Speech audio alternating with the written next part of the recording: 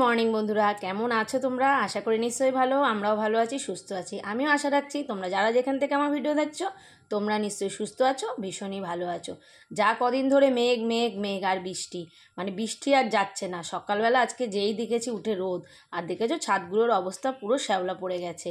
এত বৃষ্টি হলে হবে না বলো না? তো রোদ দেখে তাড়াতাড়ি করে উঠে ওইদিকে কিছুটা অল্প কিছু কাজ সেরে তারপরে চলে এসেছি জামা কাপড় নিয়ে মেলতে। কারণ জামা কাপড় থেকে এত গন্ধ ছাড়ছে, কমফোর্ট দিয়েও জানো তো বন্ধুরা হচ্ছে না। তোমাদেরও নিশ্চয়ই আমার মতোই প্রবলেম হচ্ছে, সবার একই। আজকে ছোটো মেয়ে যাবে স্কুলে, সেই কারণে একটু তড়িঘড়িও রয়েছে। আর ছোটো মেয়ে যেদিনকে আমার স্কুলে যায় সেদিনকে তো আমার ব্যস্ততা আরও দ্বিগুণ হয়ে যায়। তো জামা কাপড়গুলো এরকম ঝুলিয়ে ঝুলিয়ে মেলে দিলাম, কারণ শুকিয়ে যাবে তাড়াতাড়ি। আর দেখো এই সাদা গেঞ্জিটার মধ্যে কি দাগ লেগেছে। চা ফেলেছে কিন্তু আমার বরের গেঞ্জি, পুরো দোষটা আমার ঘাড়ে দিয়ে দেবে জানো তো। আমি ওই জন্য ভিডিও করে রাখলাম। তো কাচার সময় তুলতে চেয়েছিলাম, অনেক ওঠেনি। আর সাদা জিনিস বলো। আর দেখছো গাছের টবগুলো পুরো শ্যাওলা পড়ে গেছে, জল জমে কি হয়ে যাচ্ছে। এরপর তো গোড়া পচে যাবে, তাই না? তো জলগুলো মাঝে মাঝেই এসে ফেলে দিই যখনই মনে পড়ে। আর গাছগুলো বেশ তরতাজাও লাগছে বৃষ্টিতে। তো দেখতেও ভালো লাগে বৃষ্টির দিনে। গাছের যেরকম উপকারও হয়, আবার কিন্তু কিছু ক্ষতিও হয় কিছু গাছের জন্য। তো সেরকম তো অতটা কিছু জানি না। দেখছো শ্যাওলা কত, আর অনেক নতুন নতুন চারা বেরিয়েছে জানো তো বন্ধুরা। তো ভাবলাম চলো, হাতে যখন একটু সময় আছে একটা চারা গাছ, কিছু আগাছা তুলে দিলাম। আর এ দেখো একটা নয়নতারা বেরিয়েছে। নয়নতারার তো কোনো যত্নও লাগে না, মানে গাছ একটা তুমি লাগাও হাজার হাজার গাছ হয়ে যাবে, মানে তুলে তুলে ফেলে দিতে হয় জানো তো। তো যেটা দেখি একদম খুব সুন্দর তরতাজা রয়েছে, সব গাছই তরতাজা থাকে, আমি খুব একটা সার ব্যবহার করি না। তো এটাকে আমি তুলে দিলাম, দিয়ে এই টবটা খালি ছিল, গোলাপের টবের মধ্যে হয়েছিল, গোলাপ গাছের টবের নিচে ছোট ছিল, একটু বড় হয়েছে। এবার মাথাটা কেটে দেবো, দিয়ে বসিয়ে দেবো, কদিন পরে দেখবে। আর বৃষ্টির ওয়েদারে দেখো গাছপালা কিন্তু খুব সুন্দর বাড়ে। আর এই সময় গাছ বীজ বসালে না গাছ খুব ভালো হয়।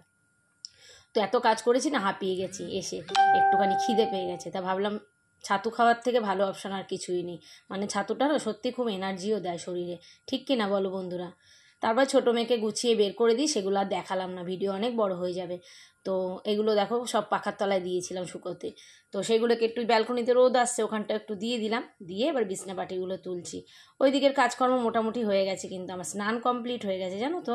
স্নান কমপ্লিট করে পুজো টুজো দিয়ে, ছোটো মেয়ে যেহেতু এই ঘরে ছিল, পড়ছিল টড়ছিল, তো এই ঘরটাই পরিষ্কার করা হয়নি। তাই এই ঘরটাই পরিষ্কার করা তোমাদের সঙ্গে আজকে একটু আমি শেয়ারও করছি।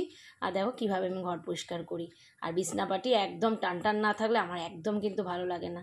তোমরা কি আমার সঙ্গে একমত? তাহলে অবশ্যই কিন্তু জানি, আমার একদম বিছনা টান টান থাকবে, দেখতে কিন্তু ভীষণ ভালো লাগে। আর বন্ধুরা এই চাদরটা কেমন অবশ্যই কিন্তু তোমরা কমেন্টে জানাতে ভুলো না। আজরাক প্রিন্টের, আজরাক প্রিন্টের শুধু চুড়িদার হয় না, চাদরও হয়। এত সুন্দর না, যেরকম ফোনে দেখছো একদম কালারটা সেম টু সেম, মানে না একটু হেরফের কিচ্ছু। আর রং ওঠে কিন্তু রং একই থাকে। বিছনা ঝাড়লে না এই বিটগুলোর মধ্যেও ধুলো পড়ে যায়, তো বিটগুলো আজকে ঝাড়নি দিয়ে ঝেড়ে দিলাম। রোজ তো আর এই ঝাড়নি দিয়ে ঝাড়ি না, কোনো দিন মানে কাপড় চোপড় দিয়ে ডিপ ক্লিন করি, তো রোজ দরকার পড়ে না জানো তো। তো যাই হোক বিছনাপাটি গোছানো কমপ্লিট হয়ে গেল, ব্যাস বিছনা কমপ্লিট। তো মনে হয় কি একটা ঘরে একটা অন্যরকমই ফিল আসে, তাই না? মানে ঘর তোমার এলোবেলো থাকলেও যদি বিছনাটা পরিষ্কার করে ফেলো, ব্যাস ঘর একদম টিপটাপ, ফার্নিচারও বেশি লাগবে না ঘরে, ঠিক কিনা বলো? তারপর বিছনা ঝেড়েছি, সাইড টেবিলটা একটু ধুলো ধুলো হয়েছে, সেগুলোকে একটু পরিষ্কার করে নিলাম।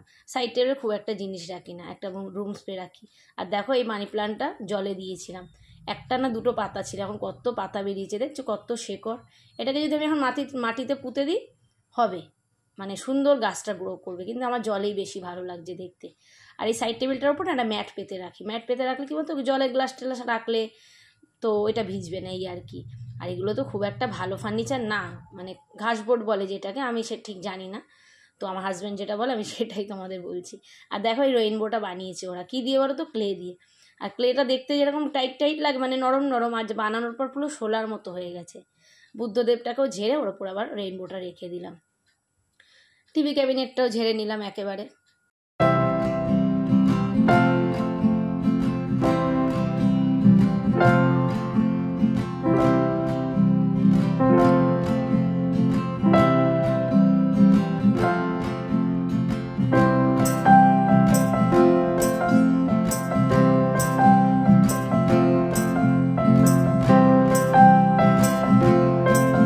রোজই ভাবি ফটোটা দেখাবো, দেখো কি সুন্দর না ছাদে তুলেছে মেয়ে। আবার মেয়ের বান্ধবী ওকে এটা আবার বাঁধিয়ে দিয়েছে ওর জন্মদিন। এর থেকে ভালো উপহার মনে আর কিছু হয় না। আর রান্নাঘরে তো সেট আপ চেঞ্জ করেছি, এর একটা বাদ করেছে। আর আমার ছোটো মেয়ে দেখো কী করেছে, নিজের সংসার সাজিয়ে বসেছে, সব পুতুলগুলোকে এক জায়গায়, তাদের জামা কাপড় এইখানে বানিয়েছে। যাই হোক, আমি আর ওর কাছ দিয়ে কেড়ে নিই না, মানে ছেলেবেলা কোনো দিনই কেড়ে নেওয়াটা উচিত না কারোরই। তো আমার ছোটো মেয়ে যদিও অত ছোট না, ক্লাস 9-এ পড়ে, কিন্তু মা বাবার কাছে দেখো বাচ্চারা কিন্তু ছোটোই থাকে। এর একটা না মাকে দিয়ে দেবো, জানো তো, কদিন খেলুক, তারপরে তো আবার তুলে দেবে, তখন মাকে দিয়ে দেবো। মেজে টেজে রেখেছি, মাকে দিয়ে দেবো, মার লাগবে। তো আমি যেহেতু ব্যবহার করবো না, জিনিসটাও ভালো।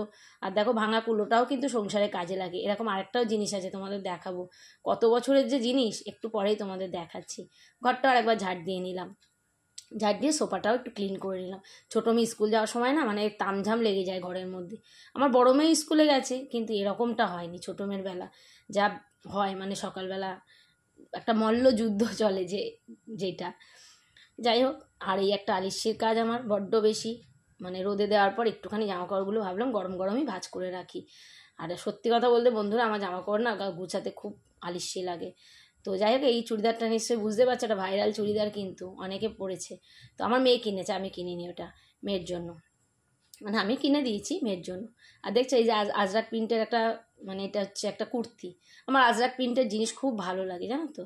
ব্যাস, দেখতে দেখতে জামা কাপড় গুছানো কমপ্লিট।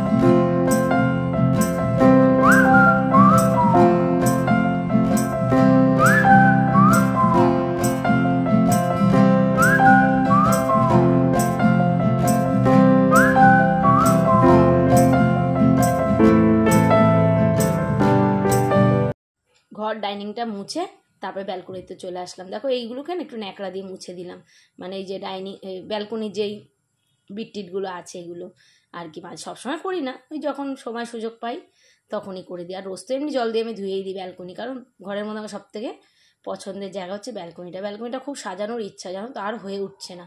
আমার হাজব্যান্ড যেহেতু একার হাতে ইনকাম করে, সমস্তটা এত বড় সংসারের দায়িত্ব তার ঘাড়ে, একটা হোম লোন চলে, তো এত চাপ দিই না, যবে হবে দেখা যাবে, এই আর কি। তারপরে একটু ওয়াইপার করে দিলাম। আর এই যে কালো কালো দাগগুলো দেখতে পাচ্ছ, ওগুলো কী বলো তো, একরকম ম্যাট পেতেছিলাম, সেই দাগটা একদিন বসে তুলতে হবে, দেখতে বড্ড বাজে লাগছে। আর এবারে এই ওয়াশিং মেশিনটা বাদ দিয়ে দেবো, দিয়ে এবার একটা অটোমেটিক আনবো। দেখো ঘর বাড়ি ক্লিন হয়ে গেছে, পাপোশগুলো একদম জায়গায় পেতে দিলাম। এটা হচ্ছে মেন ডোরে থাকে একটা পাপোশ, আমার ভালো লাগে পাপোশ চারিদিকে রাখতে, পাটা মুছে না খাটে উঠলে আমার বেশ ভালো লাগে, এই আর কি। চলো এবার চলে এসেছি রান্নাঘরে ভাত বসাবো। ওই যে একটু আগে বলছিলাম না ভাঙা কুলোটাও সংসারে কাজে লাগে, সেরকম এরকম একটা জিনিস। দেখো আমার শাশুড়ি মার কিন্তু, তিনি অনেক বছর ইউজ করেছে, সে নিয়ে উনি এখন নেই, উনি এখন গত হয়েছে, তো আমাকে দিয়ে গেছে। আমি এটা খুব যত্ন করে রাখি, জানো তো। তো একটু ভেঙে গেছিলো, আমার বর আবার সেটাকে তার দিয়ে বেঁধে দিয়েছে। এই কথাটা আমার মা বলে, ভাঙা কুলোটাও সংসারে কাজে লাগে। আমরা তো দেখো দিন আনি দিন খাই লোক, তারপর আমরা মধ্যবিত্ত ঘর থেকে এসছি, তাই না, আমরা তো খুব হাইফাই সোনার চামচ মুখে নিয়ে জন্মাইনি, এই আর কি। আর আমি যেভাবে কাজ করবো আমার বাচ্চারাও কিন্তু সেইভাবেই শিখবে। তো চাল ধুয়ে বাটিগুলোকে আগে সরিয়ে দিলাম। বাবাই বাটিগুলো না বড্ড ভয় লাগে, কিন্তু আমার খুব পছন্দের বাটিগুলো, জানো তো বন্ধুরা। চলো আর একটা বাটি দেখাই। এই কাচের বাটিগুলো দেখতে পাচ্ছ, অনেক বছরের আগে কিন্তু লোকে সব অনুষ্ঠানে দিত এই বাটিগুলো। কিন্তু আমার মেয়ে যখন বড় মেয়ে পেটে ছিল, সাথ দিয়েছিল মায়ের বাড়ির তরফ থেকে, তখন কিছু কাকিমারা দিয়েছিল, তখন তো এইসব বাটিগুলো চল ছিল। আর যত্ন করে রাখলে দেখো, আমি কিন্তু খুব নিজের হাতে ইউজ করি, তো কোনো নষ্ট হয় না। আর ওই কোনায়ও একটা মানি প্ল্যান্ট রেখেছি, মানে ঘরের চারিদিকে মনে হয় মানি প্ল্যান্ট রাখলে আমার খুব ভালো লাগে, জানো তো। তবে চলে এসেছি এবারে রান্নাঘরে, ফ্রিজে দেখতে কোনটা কি আছে, কোনটা কি করবো। আজকে খুব একটা তামঝাম রান্না করব না, তবে কিন্তু রান্নাটা খুব ভালো হালকা পাতলা করেছিলাম, খেয়েছি তৃপ্তি করে।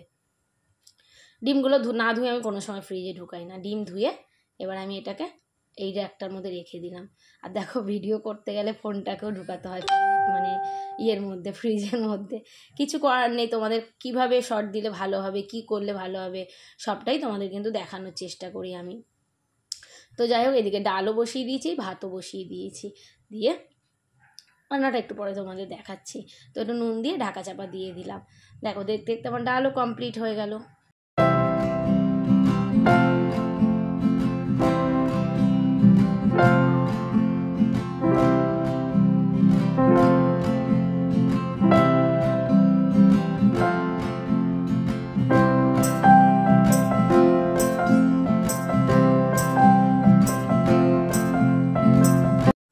চলো রান্না কমপ্লিট। এটার মধ্যে ওল ভাতে মেখেছি, যেটাকে পেঁয়াজ ভেজে কাসুন্দি দিয়ে আর একটু আলুও দিয়েছি, যেহেতু ওলটা অল্প ছিল, আর ডাল, 2 রকম ভাজা আর গন্ধরাজ লেবু, ব্যাস।